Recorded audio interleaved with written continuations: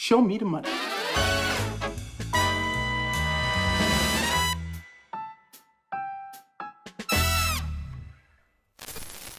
Luiz Constantino, você sabe que eu sou... Dá pra falar que eu sou amigo do seu irmão, né? Eu não conheço tantas famílias brasileiras que têm dois gestores, né? Especialmente irmãos. Eu sou amigo do seu irmão, acho que eu posso falar isso aí. Depois ele me dá bronca aí, mas depois que você toma vinho com a pessoa, você já considera amigo, né?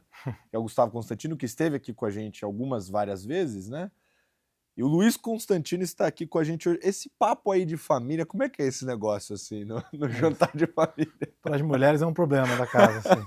De tentar evitar. E meu pai adora participar dessas conversas, até que puxa. A galera não deve gostar muito de vocês dois juntos ali Pois é, falando, mas seu pai gosta. Meu pai gosta, é o que Gosta. mais gosta. Pegar pô, o que você tá vendo lá? O que tá Exato. bom aí pra comprar, né? Aquela coisa. Pô, mas obrigado por estar aqui com a gente hoje. Bom, vocês são dedicados a ações no Brasil e não tem, eu acho que, outra forma de a gente seguir conversando aqui, foi esse bull market silencioso que a gente está vivendo, né? A gente começou a falar de ações aqui tem um tempo no Stock Picker de novo com mais frequência, justamente por isso, mas parece que o tema ainda não está chamando tanta atenção assim, quanto deveria, pelo menos. O que está acontecendo com a Bolsa brasileira? Assim? Você que respira isso todo dia, está acompanhando lá na ponta, o que está rolando nesse bull market silencioso?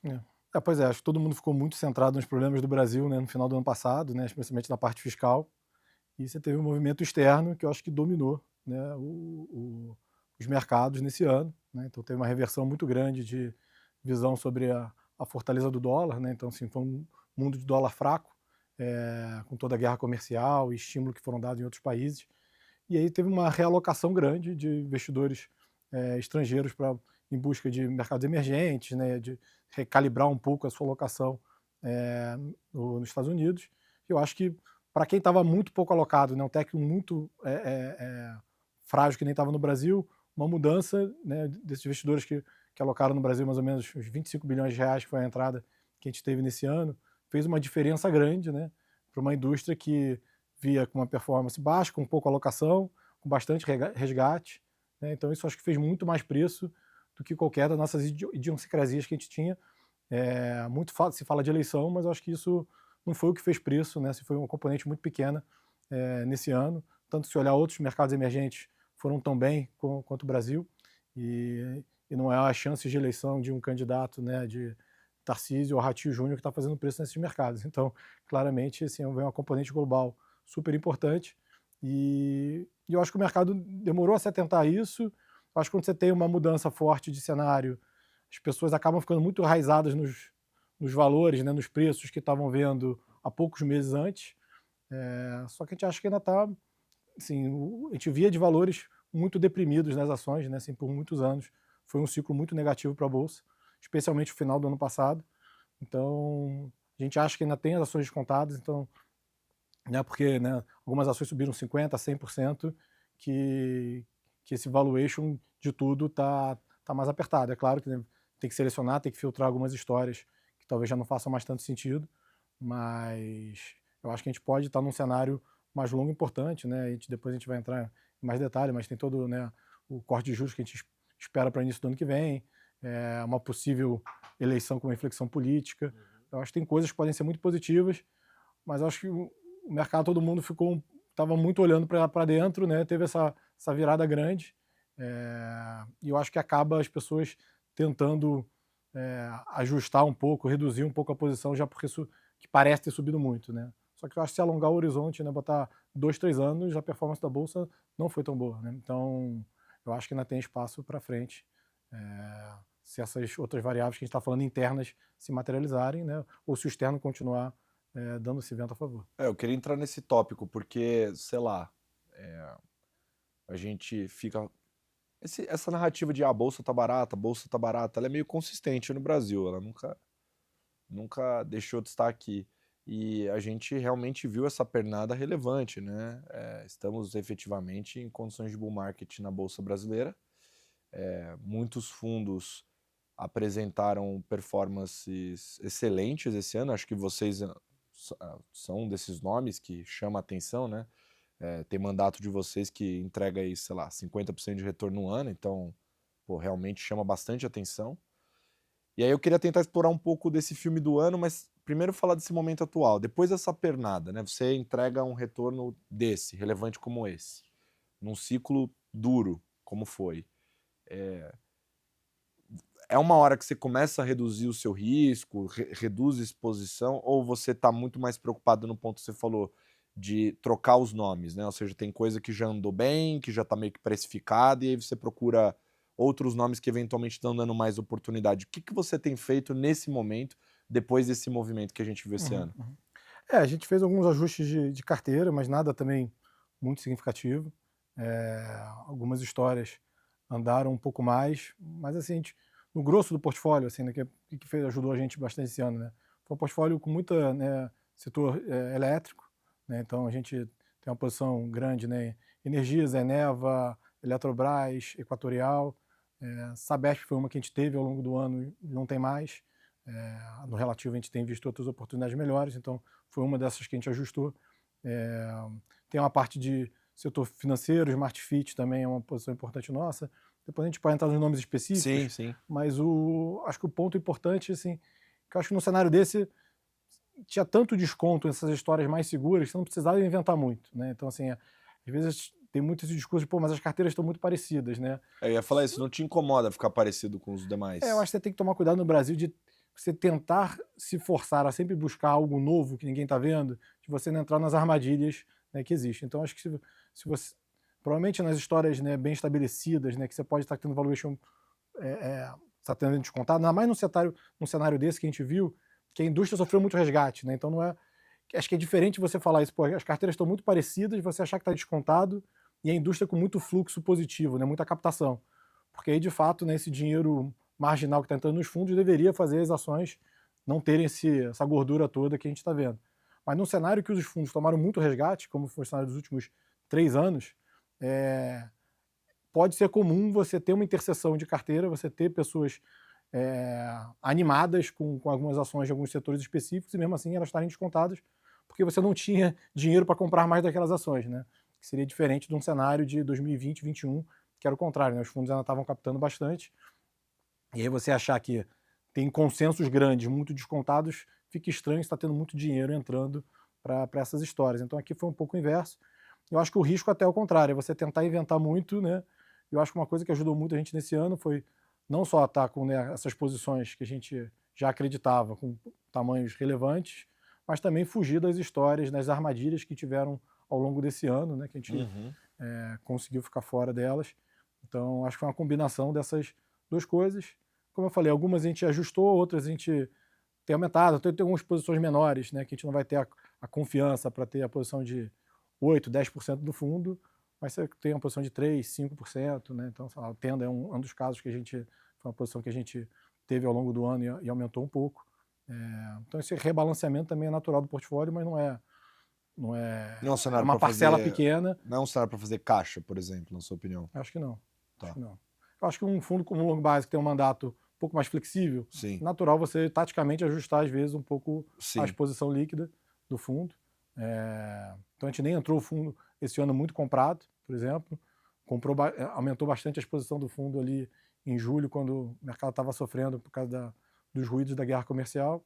Então acho que foi importante para a gente ali, na margem, reduzir um pouco, taticamente, mas como eu falei, não ficar muito preso só ao fato de ter uma valorização alta no ano, porque eu acho que se olhar num horizonte mais longo, isso não é verdade, né? Assim, a Bolsa não teve essa performance tão positiva. Quando a gente olha no micro as empresas, a gente vê um desconto ainda razoável. Eu queria trazer até olhando mais para frente agora, depois dessa explanação que a gente fez aqui sobre o que foi esse ano e o que está acontecendo com esse bull market silencioso. Assim, a verdade precisa ser dita, embora muitas vezes ela incomode. A indústria está passando por uma fase realmente muito dura. Foi o que você narrou, nos últimos 3 anos, só saída de capital, ainda não estancou 100%, a gente vê uma redução na velocidade dos resgates, mas ainda é uma classe que sofre, né?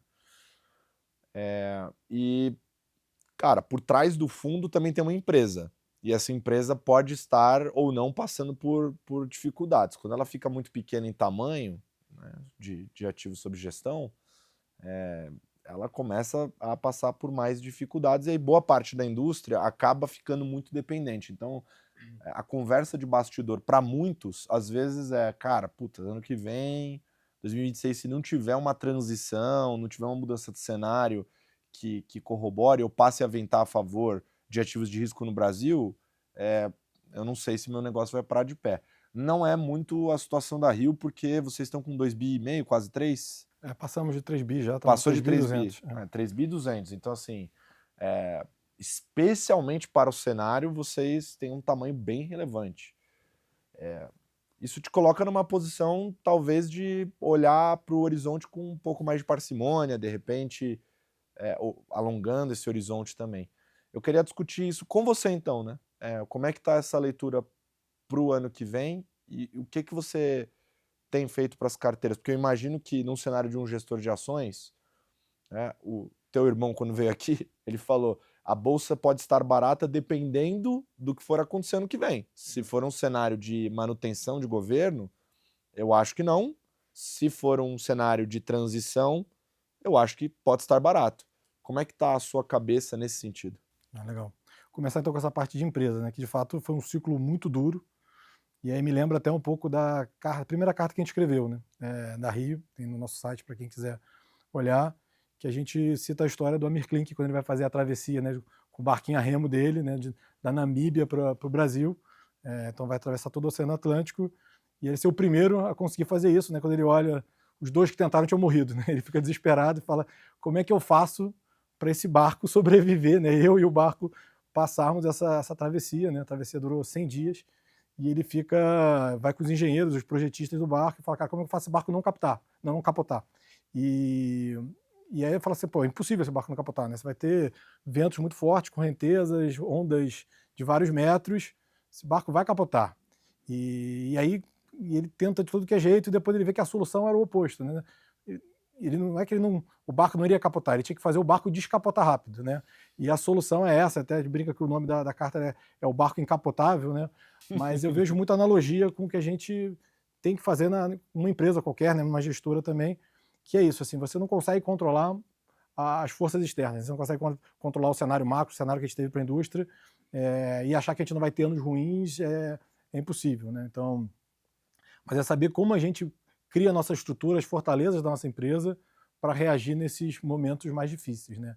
Então, né, no caso do barco dele, né, ele bota uma estrutura de lastro líquido, né, que faz o barco ter um centro de gravidade baixo, né, como se fosse um João Bobo, né, o negócio virava e depois desvirava rápido. E o que seria isso para a gente, né? Claramente, ter um passivo bem estruturado, né, é o ideal, né, o que vai te ajudar nesses momentos, mas pô, se isso já é difícil para uma gestora consolidada, achar que a gente, uma gestora nova, ia começar com isso de cara, seria grande ilusão. Eu acho que o nosso grande lastro assim, da empresa sempre foi o time. Então a gente foi uma história que a gente construiu na outra empresa, um time que trabalha muito tempo junto. Eu e alguns sócios já trabalhamos de 10 a 20 anos juntos. Então, assim, é muito tempo já gerando resultado, confiando um no outro, nos processos que a gente tem. E aí quando você vem, você monta uma empresa com um time que já se conhece, confia, numa partnership, né, com todo um alinhamento, de você, né, ir premiando as pessoas quando elas vão performando bem, saber o que você vai premiar, né? Então, assim, antes de montar a gestora, o que a gente fez, juntou todo mundo, pedia para todo mundo falar o que você considera as grandes características de um bom analista, o que são as características principais de uma ótima gestora, de um lugar que você gostaria de trabalhar por muito tempo. E a gente vai juntando aquilo, de cada opinião de cada um separado, e depois fala, cara, tem uma interseção gigante. Então, quando a gente for discutir sociedade, for discutir remuneração no final do ano, a resposta está aqui, não basta simplesmente olhar o resultado do ano de cada um, né? Porque às vezes você pode ter uma empresa de commodity que subiu muito e achar que aquilo foi mérito do analista, mérito do gestor. Tem muitas, né, aleatoriedades que às vezes acontecem no mercado. É importante você entender que o lastro, né, do que está sendo feito, a qualidade do trabalho, a pessoa está correndo atrás, está conseguindo mudar a cabeça quando é importante também. E aí isso gerou um norte grande para o que a gente ia premiar, de como você criar essa partnership, né, de como cada um consegue participar no final do ano nessas discussões de participação. Então, no final, como eu falei, assim, acho que o grande lastro que a gente sempre teve de início era ter esse time sênior que trabalhou muito tempo junto, com a capacidade de aguentar o tempo que fosse necessário para a gente criar a gestora da forma que a gente achava importante.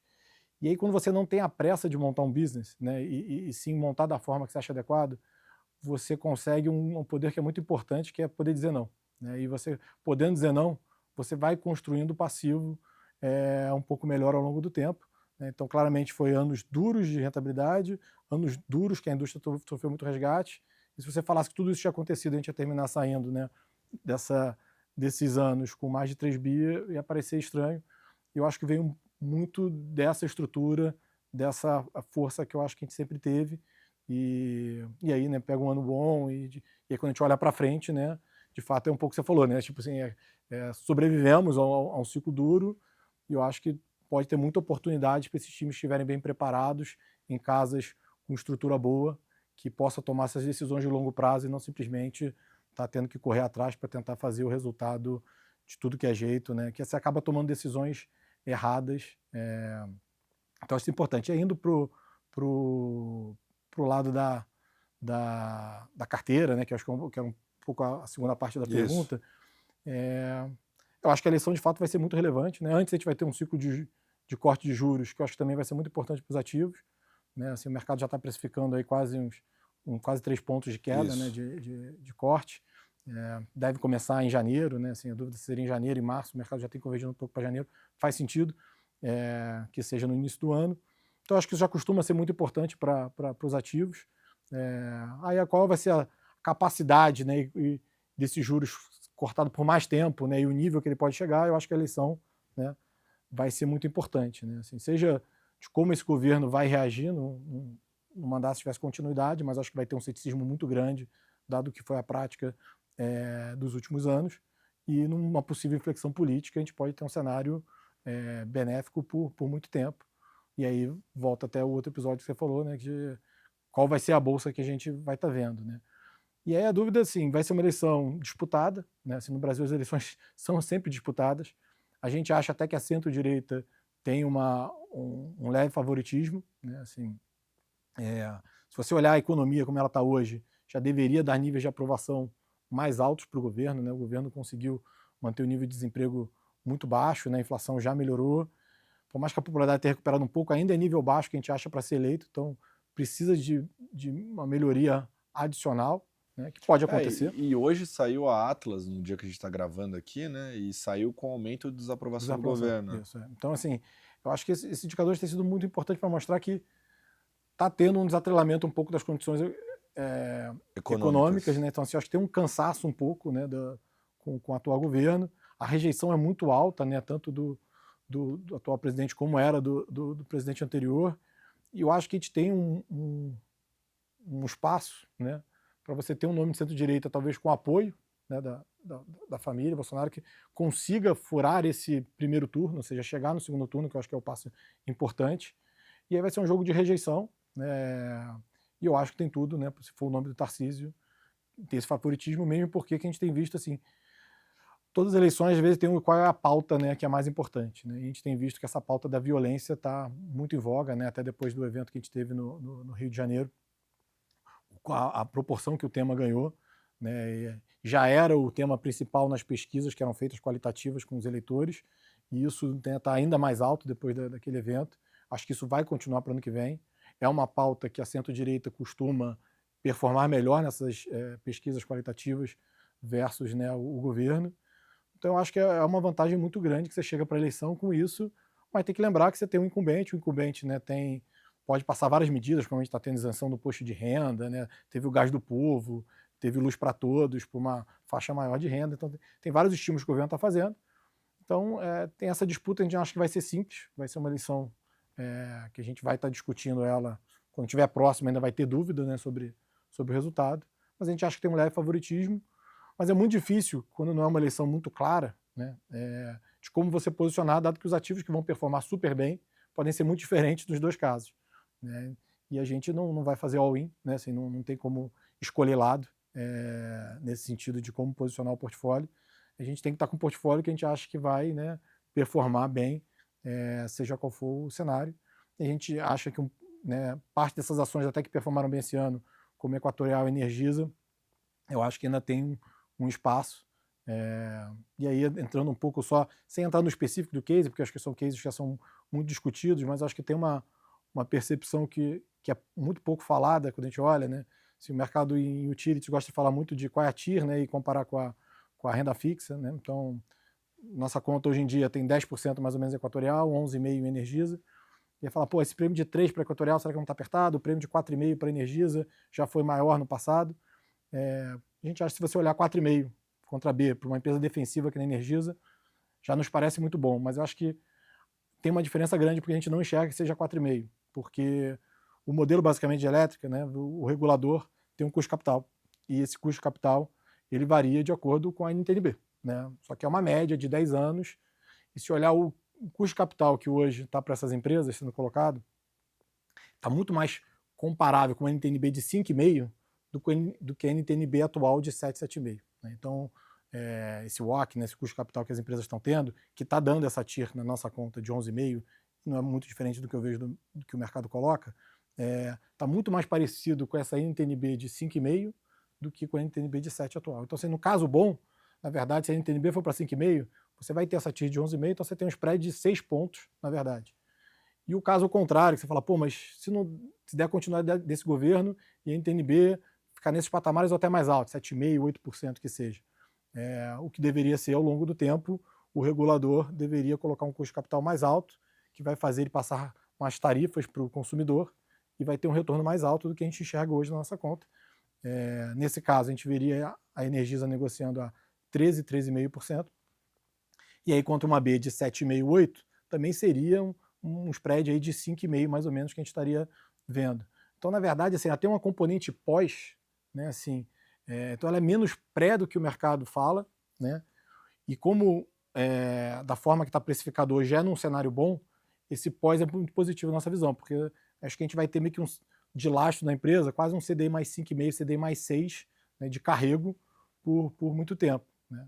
É claro que num cenário bom a marcação a mercado, né, o mercado vai exigir um prêmio menor de cara, né, com a renda fixa fechando, e eu acho que você vai render, né, na verdade, né, CDI mais 30%, sei lá, no ano que tiver uma eleição positiva, mas o lastro de valor continua mesmo no caso ruim. Então você descobrir que você tem um instrumento, na verdade, que ele não é NTNB mais 3, e na verdade ele é um CDI, né, a renda fixa mais 6, seja o caso bom ou o caso ruim, eu acho que é bastante relevante, assim, eu acho que vejo sendo um pouco comentado na indústria, assim. Então, eu acho que os prêmios estão menores do que estavam no início do ano, claro que as empresas valorizaram mais 50%, mas também que, assim, se olhar o que aconteceu com essas empresas em novembro, dezembro do ano passado, né, sofreram muito, e aí tinha uma gordura que nunca foi vista para esse tipo de história defensiva.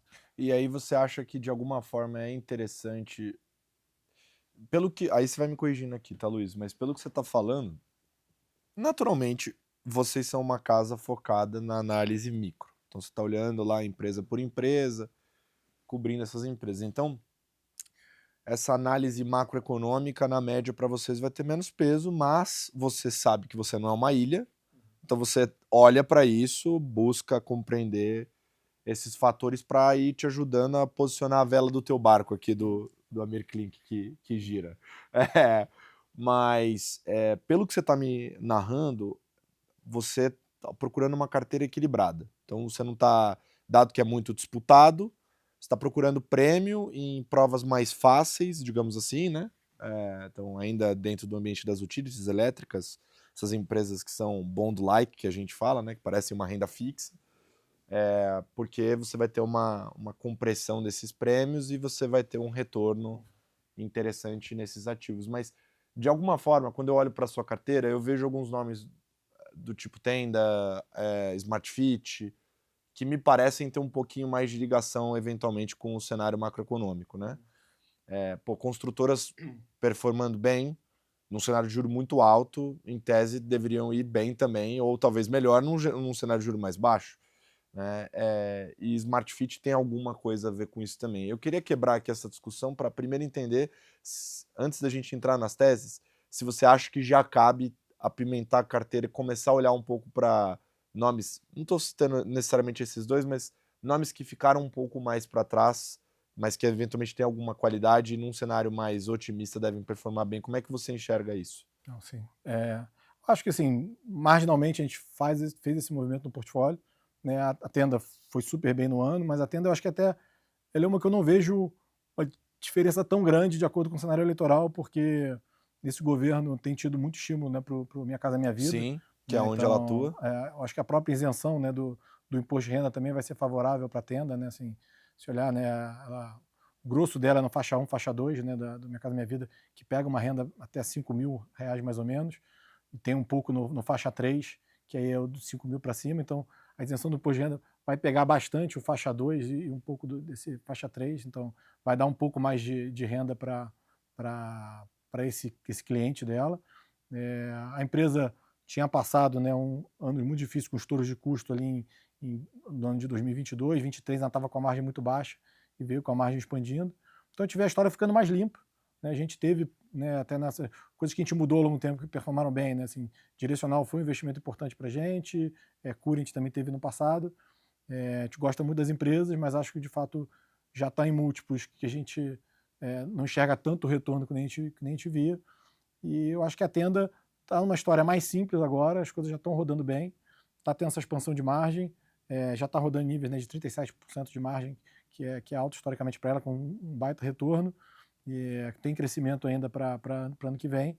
Então, vendo negociando a 5 vezes, né, lucro para o ano que vem. Então, assim, acho que é uma história que foi ficando mais simples e fez sentido para a gente montar, e acho que a gente não depende muito desse cenário eleitoral. Acho que ela deveria performar bem nesses dois cenários, dado que o macro, até assim, tem muito subsídio que vem do Minha Casa Minha Vida que fica meio que isolado de qual é o juros, né? Acho que o juros acaba afetando mais uma média renda, né? Que eu acho que vai depender mais de qual é esse Sim, não final. vai impactar tanto aqui por conta desses E a Smart subsídios. Fit, eu acho que, de fato, né, a mudança em relação ao custo-oportunidade, dado que é uma história de crescimento longo na nossa visão, duration alto, claramente vai se beneficiar mais num cenário do que o outro, mas eu acho que o micro dela conta muito para a gente, né, assim, tanto que é uma história que a gente já investe há algum tempo, e basicamente assim, a gente vê a história podendo crescer por muito, muito tempo. Assim, nosso lucro nos próximos 5 anos cresce em torno de 30% ao ano. A gente vê a empresa expandindo em termos de novas academias, né? Nesse ano era a meta de 340, 360 unidades, né? A empresa tem mais ou menos 1.800, então estamos falando quase de 20% ao ano de novas academias. E aí, coisas que davam confiança para a gente, desde quando a gente olhou lá atrás, né? A primeira coisa era olhar que a penetração em academias no Brasil é muito abaixo de outros países, né? No Brasil e na América Latina, onde ela está, né? Então, no Brasil hoje está perto de 6%, na América Latina como um todo é abaixo de 5%, e a gente olha os países desenvolvidos, né, entre 12% a 22%, né, os Estados Unidos é o mais alto. É claro que tem a diferença de renda, mas para a gente é importante que esses países estão sempre crescendo essa penetração, ou seja, tem um estímulo, né, a uma vida mais saudável, uma vida de... Cada vez as pessoas estão buscando mais academias, né, mesmo de outras idades mais avançadas, têm buscado academia. Então esse é um vetor que sempre existiu e mostrava para a gente o potencial. E a gente via ela fazendo a expansão e conseguindo ter uma maturação dessas academias, ou seja, trazer alunos de forma muito rápida, mostrando que a oportunidade estava lá, né? Se começa a abrir muita unidade e não tivesse enchendo as academias ou enchendo de muito devagar, você ia ficar com medo. Então, a gente até, né, os nossos analistas, né, e parte de dados pegava muito no site, né, conseguia ir no site da Smart Fit como aluno, né, usuário, e não como investidor, né, falar essa academia aqui do bairro do Leblon, na General São Martin, tá cheia em tais horários. Você conseguia entender qual era a frequência mais ou menos que tinha. Então você olhava as unidades novas que ela estava abrindo e via se essa frequência começava a ficar cheia rápido ou não. Então você tinha uma ideia se isso estava maturando rápido ou não. Então isso dava uma visão para a gente, ó, as unidades que ele está montando novas estão maturando muito rápido. Aí outra coisa que a gente fazia é olhar nas cidades que ele era mais penetrado, como Rio, Fortaleza. Não via uma diferença no número de alunos por academia que ele tinha versus em cidades que ele estava menos penetrado. Então isso também chamava atenção para a gente. Fala, pô, se nos lugares que está penetrado começasse a estar saturado, seria normal você achar que estava tendo muita canibalização entre as academias novas que ele abria ao redor, né? Porque, e aí o aluno por academia cairia versus o patamar médio da empresa, né? E o que a gente estava vendo não, é que isso não estava acontecendo. Então isso dava certeza que mesmo nessas unidades mais penetradas tinha espaço. A gente olhava para as outras cidades e via que isso dava um potencial dele crescer 90%, no Brasil, né, assim, em outras unidades, que é parecido com o estudo que ele divulgava. Então eram vários fatores que iam somando, né, e junto com isso a gente tem visto as unidades na margem a margem bruta subindo muito das novas safras de academia que ele tem colocado, mais altas do que as empresas maduras, as unidades maduras até, então já está com 54% de margem bruta na safra do último ano. Então, assim, tá indo muito rápido o avanço, mostra para a gente que onde que é esse teto, né, de crescimento parece muito longo, né? Então, tanto no Brasil como na América Latina, no resto da América Latina. Então, a gente vê esse crescimento, tem um retorno bom de expansão, é um setor que não tem barreira de entrada, então acho que muito medo que existia, tá bom, mas não vai vir concorrência para o segmento e outros players vão crescer e vão fazer esse retorno da Smart comprimir. Acho que é um business que tem muita escala envolvida, né? Por mais que não tenha realmente barreira de entradas relevantes, você, assim, se conseguiu montar uma escala na Smart Fit, que você tem uma capilaridade, né, uma distribuição muito grande de unidades, isso faz diferença do ponto de vista do cliente, do consumidor, né? Porque ele tem aquele plano Black que você pode usar uma Smart que é perto do teu trabalho, pode usar perto da tua casa, pode usar quando você estiver viajando para o Rio de Janeiro ou para outro lugar. E isso tem valor, né? Tanto que hoje 70% dos usuários da empresa são desse plano Black, que é um pouco mais caro, e esse plano, mais 50%, mais ou menos, usava outra unidade a cada mês, né? Então, se alongasse o horizonte, mais meses até esse uso era maior. Então, a capilaridade era importante, a força da marca para você fazer né, você diluir o seu marketing, conseguir encher essas unidades novas é outra coisa importante. A escala para equipamento também é um adicional que fazia alguma diferença. A parte do ponto é muito importante, né? Você ter uma academia com a marca forte para o dono daquele ponto, para buscar um inquilino, né? Vai dar muito mais confiança pegar a Smart Fit e ser o inquilino dele que vai pagar aquilo e não vai quebrar daqui a 1 ano, 2 anos, do que escolher uma academia que ele não conhece o nome. Então, acesso aos melhores pontos de shopping e tal, ele acaba tendo. E uma coisa que mudou muito no setor foi o surgimento dos agregadores, né, que foi com o Gympass, né, que agora é o Wellhub, que fez esse mercado, né, de pegar o cliente corporativo, né, então as empresas pagam um pouco, né, pro Gympass, e o usuário consegue, né, se matricular num plano e poder usar academia, ou estúdios e outras coisas. E acho que a Smart foi muito inteligente, né, assim, mérito da empresa de ter visto isso e se posicionou com o TotalPass, que é o grande concorrente do Gympass, para não ficar na mão desse mercado de agregador. E acho que ela conseguiu primeiro alavancar a TotalPass, porque ela tem a maior rede de academias do Brasil, disparada, ela, né, tem o maior share. Então o TotalPass cresceu muito baseado na Smart no início. Hoje esse gap de rede já é pequeno, né? Tem mais de 27 mil academias, né, unidades dentro do Gympass, o TotalPass já tem 23 mil. Então, assim, já é muito parecido a rede que ele usufrui. Então, ele já foi fechando esse gap. E aí, o que ele fez ele meio que bloqueou essa saída de ficar na mão desse agregador, de ficar na mão do Gympass, né? Que o TotalPass é muito relevante. Só que o que está acontecendo é que as academias que não têm força de marca estão sofrendo muito com isso, né? No início parecia meio que uma ajuda, né, externa, né? A gente via alguns operadores, né, academias crescendo muito, e ela crescia meio que por causa de 3 motivos, né? Um, que ela tinha um investimento muito mais baixo do que a Smart Fit, porque ela não comprava os equipamentos, fazia meio que um leasing dos equipamentos de marcas chinesas, que depois você tinha, né, que tem uma mão de obra que no início não aparecia esse custo de manutenção tão grande, e você então conseguia, né, com pouco capital, crescer, ter essa margem. E aí veio o Gympass ainda consegue botar um pouco mais de alunos nessa unidade.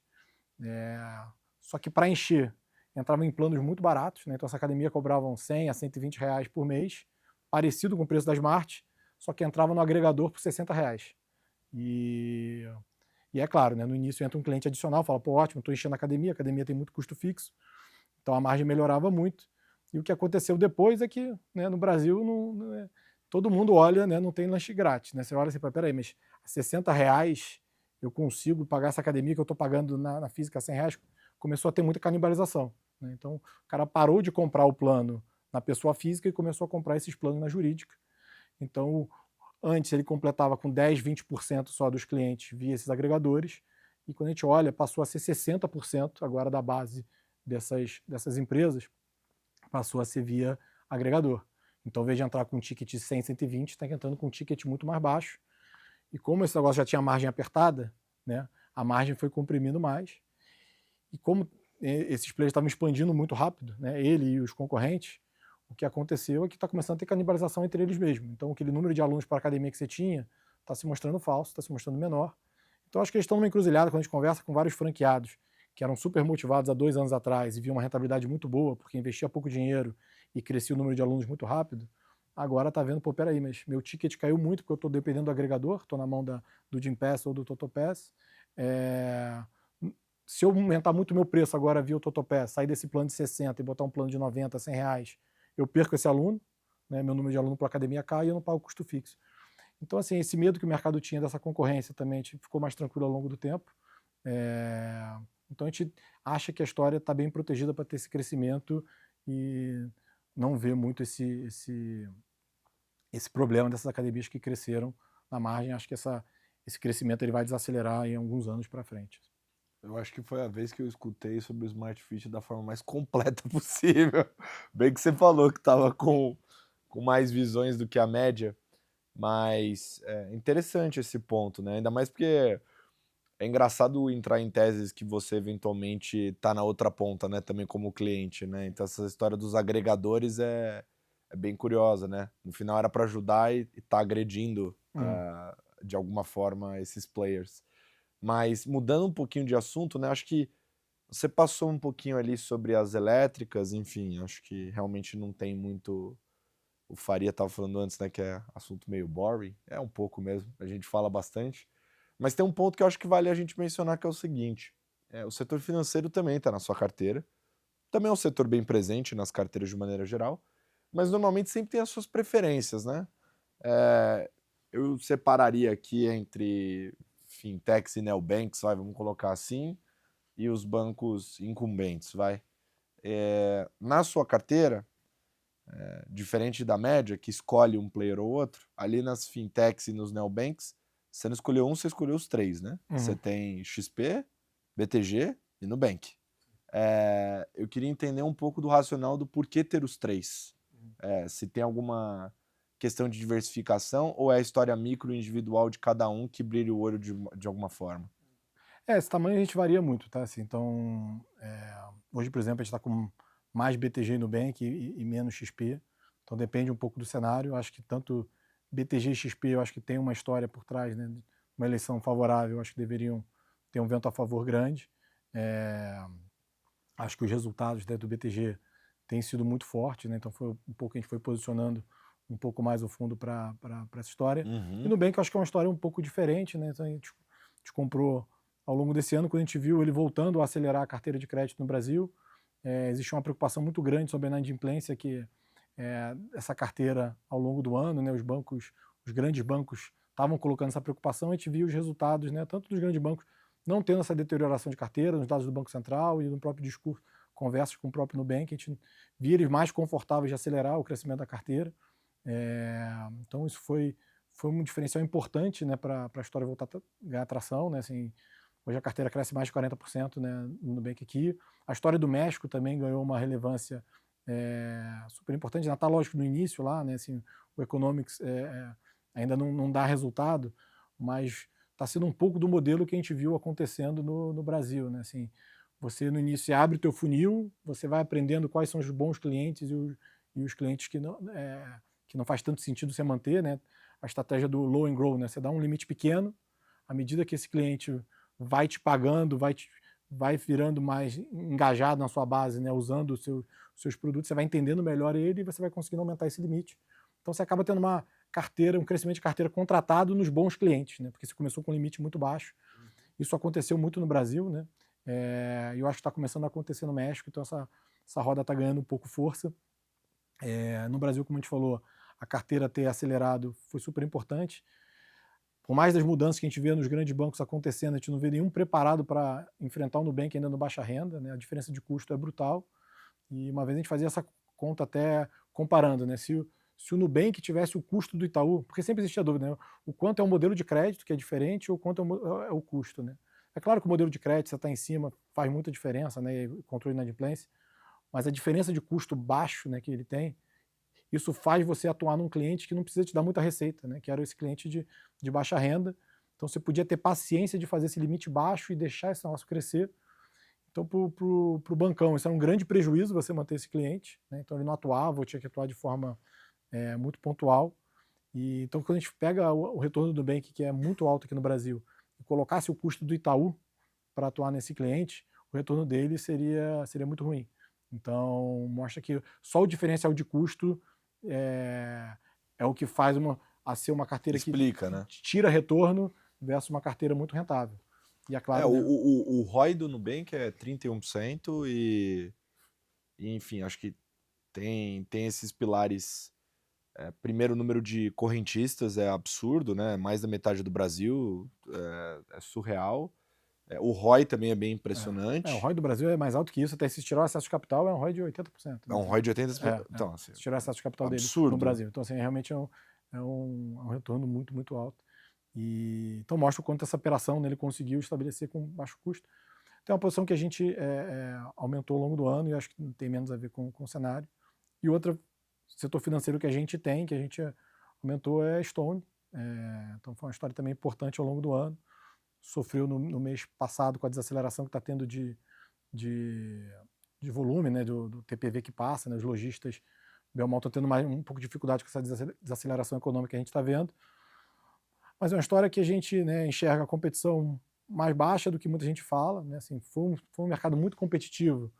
Mas se olhar no cliente da Stone mesmo, né, que fala muito, os grandes bancos, a rede, né, Cielo e tudo mais, a gente acha que eles atuam no cliente, até quando ele fala do cliente médio, né, média empresa, média lojista, é um cliente de 100 mil a 2 milhões de reais mês, e quando você está falando do Nubank ali, da Stone, está falando de 30 a 35 mil reais de faturamento mês, assim, é um negócio muito menor mesmo. Então, assim, nesse nicho, a grande competição é com a PagSeguro. Ao longo do tempo, a competição deles foi muito mais branda. Não acho que é uma competição tão agressiva quanto foi no passado. E ainda tem um crescimento de volume ok, né, a gente vendo ela negociar 8 vezes lucro para o ano que vem. Vai ter uma distribuição de capital gigantesca, né? Eles fizeram a venda da Lynx por 3 bi de reais. Eles fizeram uma conta no passado, que era qual é o excesso de capital, então tentar olhar quanto que a gente precisa ter de capital, reter nesse balanço, né? E viu que estava com excesso de capital muito grande, né? Eles fizeram a conta, né, na época dava 3 bilhões de reais. Claro que eles fizeram uma recompra grande ao longo desse ano, inclusive uma recompra que gerou muito valor para o acionista. Eles já compraram quase 2 bi esse ano. Praticamente metade disso foi no primeiro TRI, a um médio de abaixo de 10 dólares por ação, que hoje está valendo 17, né? Então, assim, subiu mais 70% versus a maior parte da recompra que ele fez. Então, gerou muito valor para o acionista, né, nessa recompra. E a gente acha que tem uma distribuição, então, quando soma o lucro de quanto ele consegue distribuir nos próximos 12 meses, mais esse excesso de capital e mais a Lynx, né, de pelo menos 5 bi e meio para frente, 5 bi e meio a 6 bi. Então, estamos falando que vai ter um dividend yield para a empresa de mais de 25% nos próximos 12 meses, 18 meses. Então, assim, é difícil encontrar isso. É claro que não é dado que tem a venda da Lynx, né, não é um dividendo recorrente, né, mas mostra o quanto também a história vai ficar um pouco mais simples, né? Então, a gente acha interessante e se beneficia muito da queda de juros, né, que vai ter num cenário um pouco melhor também. Bem ou mal, o próprio lojista dela, esse pequeno lojista, né, faz muita diferença, né, uma economia com juros mais baixos, né, então deveria haver volumes crescentes para ano que vem.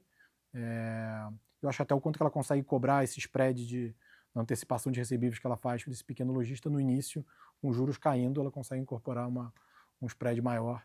Então esse resultado deveria ser crescente no ano que vem ainda, com uma queda de juros mais forte. Eu tenho algumas dúvidas rápidas aqui sobre esses pontos do setor. A primeira delas é o seguinte, sobre o caso de Nu, porque chama bastante atenção que eles conseguiram construir com a história. Teve a volta do Vélez também, né, que, enfim, a empresa sambou, assim, em alguns momentos na parte de entregáveis estratégicos, o Vélez voltou e parece que ignorou. Só que tem um desafio que é o seguinte, você falou muito sobre o baixa renda ali, que é onde o Nubank nada de braçada, né? Consegue entregar justamente por ser um player de custo baixo. Agora, ele mostra muita dificuldade de acessar o alta renda e a célula de investimentos também, a parte de distribuição de produtos, também sempre foi um desafio assim, para o banco. Como é que você enxerga isso? Você vê alguma mudança de direção ou isso te incomoda menos porque o resto dessa história aqui é o que importa? Eu acho que ao longo do tempo a história vai.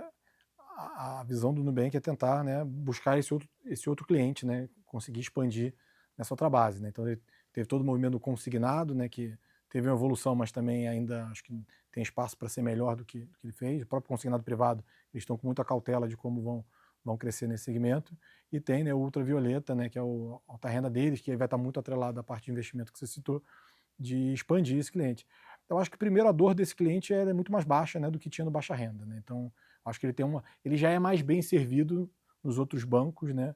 Então para você buscar uma proposta de valor diferenciada é mais difícil. Então a gente tem buscado, né, dar mais atrativos para esse cliente, tentar trazer muito esse cliente junto com a PJ, né? Então ele vê que, né, no final, se ele tem um produto PJ bom, ele consegue às vezes atrelar na pessoa física mesmo desse empresário.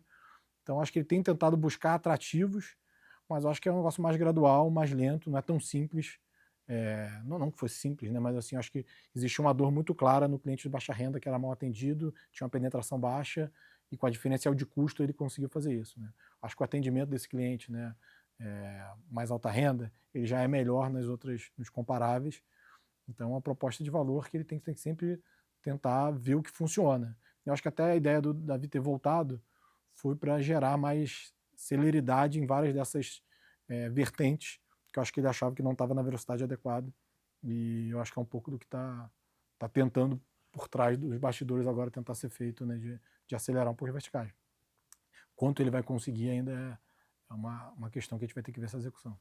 E em relação a XP e BTG, uma casa nasceu como intermediadora e é ainda grossa intermediação, e você tem uma outra casa que nasceu como trading house e foi diversificando seus negócios, né? Mas ainda tem esse DNA de trading house é muito forte, né? Quando um fundo compra, parece que é um fundo comprando o outro, né? Então, você tem esse DNA muito grande e normalmente a turma faz o sum of the parts, né? Então separa lá o que é business de FII, né? E separa essa parte de book, né? Que é o valuation mais clássico de banco, né? Daí você faz o price to book no banco e faz o PE, o price to earnings na outra parte ali, depois você soma isso e chega no valuation adequado.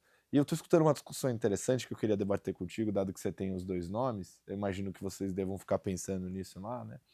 Que é o seguinte, muita gente veio falar comigo do tipo, pô, Colazo, qual você acha que é o melhor cavalo num cenário de transição, né? O que vai ter mais beta e surfar mais, assim?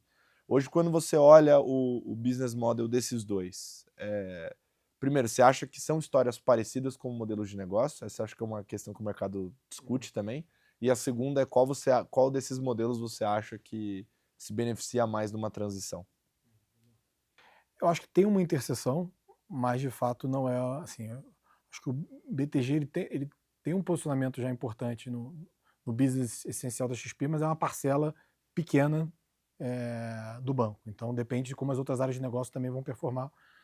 Eu acho que essa parte da plataforma vai ter muito vento a favor, né, num cenário de transição política, né? E aí, tanto por net new money melhorar, o nível de receitamento que você tiver nesse cliente, né, é, vai aumentar, né? Então o ROA, né, dos escritórios, o ROA da XP deveria melhorar. Então, assim, você tem um vento a favor importante aí que pode ter, que eu acho que o BTG também captura numa parte do negócio. Eu acho que, de fato, essa discussão do price to book do BTG, ela sempre aconteceu nos últimos anos, mas eu acho que ela confunde um pouco quando você quer comparar com o price to book do Itaú, porque o market share do BTG era muito menor, né? Ele estava só em alguns negócios. Eu acho que teve uma virada muito grande no banco à medida que ele começou a ter um fundo de varejo, né? Então, o fundo de varejo deu a garantia para o banco que ele podia alongar o horizonte na parte do ativo de crédito, né? Então, os ativos Ativos como um todo, né? como um todo, né? Então, conseguiu encarteirar melhor as coisas, tomar mais risco, e deixou essa cara de uma trading house, né? E passou a crescer muito em diversos segmentos que ele não estava presente. Então, não só o passivo por si só, né, deu resultado, mas acho que ele transformou muito, né, esse ALM do banco, né, a estrutura de crescimento de ativos, né, de horizonte. Então, deu espaço, né, para o banco crescer a franquia dele em várias unidades de negócio de forma muito grande. Então, o crescimento, né, se você tem um retorno alto, mas um cresce perto do PIB e o outro vinha crescendo as unidades de negócio de 15% a 20% ao ano, né? O múltiplo desse negócio tem que ser muito mais alto mesmo, né? E foi um pouco do que o BTG, mesmo negociando a um price to book mais alto ao longo do tempo, conseguiu entregar um retorno muito alto, né? Há sempre a dúvida de por quanto tempo ele vai conseguir entregar essa estrutura de crescimento das diversas unidades de negócio. Acho que ainda tem espaço por alguns anos. Tem algumas unidades que, de fato, o market share dele já é muito grande, como no IB, né, assim, tudo mais. Mas, assim, você pode ver que ele entrou, né, com posição de liderança em vários segmentos que ele talvez não tivesse. Então, são histórias que têm uma parte, uma interseção, mas não necessariamente são histórias que são, né, assim, os ventos são exatamente iguais, assim. Então, por isso um pouco da diferença e dependendo do momento, às vezes a gente tem mais Vai uma de um ou mais do que outro. outra. Perfeito, ficou claro. Eu acho que a gente passou aqui pelas principais teses da carteira. Tem alguma coisa que a gente não falou que você acha que valeria a pena? A gente falou, A gente falou tudo coisa. praticamente, né? Estamos treinados. Boa. Bom, queria te agradecer a presença aqui, Luiz. Foi um prazer bater um papo contigo. Eu também queria sugerir para a turma conhecer o trabalho da Rio Capital. Você consegue acessar lá o site, enfim. Até para você ler a carta que o Luiz acabou de comentar, está disponível lá. E acompanhar também os fundos. Se eu não me engano, tem um fundo novo de vocês que completou 6 meses agora, não foi? Assim, a gente fez o Rio Compounders, né? E um pouco da ideia do fundo, assim, né? É uma discussão que a gente sempre teve de se a gente fazia uma carteira ainda mais concentrada do que a gente tinha. A gente acha que tem um valor de estar mais concentrado nas ideias que a gente tem mais conforto, mas tem o trade-off, né? De você poder ter uma dispersão maior, né? Por algum tempo.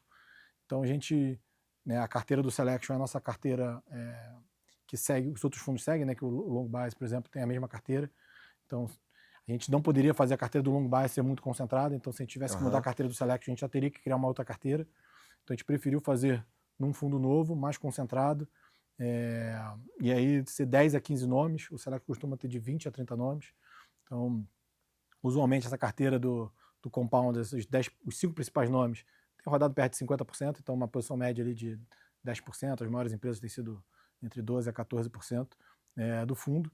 E aí a gente não acredita que é simplesmente pegar a carteira do Selection e concentrar nas 10, 15 principais teses de investimento, porque eu acho que tem posição que funciona bem quando ela está num tamanho adequado de 5%, mas não funcionaria bem 10%. Então, quando a gente pega uma história que a governança a gente não confia muito, que a alocação de capital às vezes é mais um medo que a gente tem do que uma oportunidade de geração de valor, né, de empresas que às vezes fizeram aquisições ruins, essa empresa, talvez, se você tiver 10% do fundo, você vai reagir muito mal quando surgir um rumor, né, de falar essa empresa vai comprar tal empresa e o mercado bater 5%, porque você vai ter dificuldade de bancar que aquela gestão não vai fazer aquela aquisição. Diferente de algumas das empresas que a gente citou, né, Equatorial, BTG, você fala, pô, se sair esse rumor, né, se tiver parecendo ruim, provavelmente a notícia está errada, ou então tem algo por trás que eu não estou vendo. Você confia tanto na gestão que você consegue bancar nesses momentos de ruído. Você não vai estar 100% das vezes certo, mas você vai estar na maioria das vezes certo. Então, você consegue se aproveitar mais. Eu acho que uma posição que, quando você está num tamanho e quando tem um ruído desse, um risco, a sua única reação no máximo, é reduzir e nunca aumentar, é porque você está no tamanho errado. Então, você tem que ter a capacidade de atuar dos dois lados. Né? Até acho que isso vale até, inclusive, para a exposição líquida do long bias, quando a gente fala, de nunca se colocar no corner, ou seja, nunca se colocar de que você não tenha flexibilidade para os dois lados. Então, assim, a gente julga que as empresas que a gente vai conseguir concentrar e ter uma posição maior são essas empresas, né, que você tem essa confiança numa avenida de crescimento mais longa ou numa alocação de capital que se provou adequada ao longo do tempo, que tem oportunidade para frente, que no final, assim, no curto prazo não vai fazer toda essa diferença para o valor que você pode enxergar na história de longo prazo. Foram as grandes histórias de geração de valor, né, no Brasil, né? Então, Equatorial, BTG, Eneva, Mercado Livre, o próprio Nubank agora, até em commodity, né, Smart Fit, o próprio, né, em commodity você tem a Prio, né, então assim, commodity, seria estranho você falar que vai ter uma grande compounder, né, mas de fato se você olhar o que ela fez de alocação de capital e quanto ela gerou de valor para o acionista dela, acho que essa história também permanece. Então acho que você tem uma variedade de empresas que tem essa qualidade, que a gente consegue ter na bolsa. Usualmente, essas histórias não foram tão descontadas, a gente acha que a gente está num cenário ainda, e por isso tentar começar o fundo esse ano, mesmo não sendo uma indústria, né, que está propensa a criar histórias novas. A gente viu uma oportunidade muito importante, né, de não precisar pagar prêmio nessas histórias. Então, acho que isso, ao longo do tempo, deveria gerar um retorno importante. Eu acho que para ter essa concentração nesse tipo de história, né, o nosso time já vem olhando histórias globais há algum tempo, né, tem cada vez aprimorado mais dentro das verticais. Então, o analista de financials e pagamentos tem tentado olhar essas empresas lá fora, tanto para melhorar a leitura do que ele estuda aqui dentro, mas também, né, para possíveis investimentos lá fora. Porque eu acho que, primeiro, as grandes transformações estão acontecendo lá fora, então os grandes compounders, né, se alongar muito o horizonte, vai ser lá fora. Então, seria natural que esse fundo, ao longo do tempo, tivesse uns 20% pelo menos de exposição lá fora, em média. Hoje a gente não tem nada, né, e eu acho que muito porque a gente está vendo muita oportunidade no Brasil ainda. Então, a gente vê histórias que a gente poderia meio que estacionar o dinheiro lá e ter um retorno ok, mas a gente acha que a gente tem histórias importantes aqui, junto com todo esse cenário que a gente descreveu, que pode ter uma reflexão política, isso é importante. Então a gente não quis ainda tirar essa parcela, mas eu acho que, olhando no longo prazo, ter essa flexibilidade de fazer Brasil e lá fora, para esse fundo também é importante. Então a visão do fundo é essa. Interessante. E aí, em média, isso aí vai ficar com quantas posições, assim, o compounders? Entre 10 a 15. 10 a 15 compounders, com maior concentração, Hoje a então... gente está com 14 posições. Tá, e aí nos fundos que você diversifica mais, fica... Entre 20 a 30. Entre 20 a 30, tá bom, perfeito. E aí a grade final fica como? Então a gente tem o Rio Selection, né, que é o long only. Perfeito, tradicional. O Rio Long Bias, que a carteira long é igual, mas é um fundo que pode ir de 20 a 100% e pode fazer outros instrumentos. Com a flexibilidade, né? E agora o Rio Compounders, né, que é essa carteira mais concentrada. Lógico que tem a interseção de nomes grande, mas não é simplesmente pegar os nomes do Selection e concentrar. Então, como eu falei, com esse filtro, dando mais peso para essas histórias que a gente tem geração de valor mais clara para frente. Perfeito. Então você tem X-salada bacon e X-salada cheddar bacon aqui em cima. Perfeito. Para todos os gostos. Bom, acho que ficou claro, então. Ainda saímos aqui com essa novidade. Vale a pena acompanhar o trabalho da turma, está fazendo um trabalho muito sério já. Quantos anos completou agora? O Rio tem mais de 4 anos. Mais de 4 já, né? Ano que vem. Fora a experiência prévia, obviamente, né? Mas de 16 Rio, anos, Rio. Exato. De opportunity. Mas, enfim, acho que vale a pena vocês acompanharem o trabalho de novo. Santino, obrigado, viu, cara? Obrigado, tá aqui. foi um prazer. A gente vai ficando por aqui. Semana que vem tem mais. Um beijo. Tchau. Show me the money.